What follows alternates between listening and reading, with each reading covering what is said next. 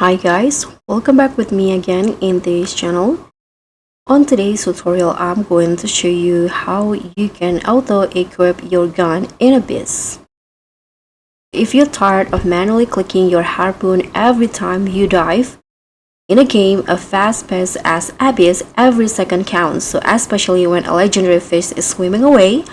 So if you want your spear gun or crossbow ready the moment you hit the water, you need to set up your auto-equip in the game. So in here I'm going to show you the settings toggle. So once you're in the game, you just need to click on this gear icon to go to the settings, and then under the preferences you just need to find this one, auto equip gun. You can just click on this toggle until it greens like this, so that when you jump into the water,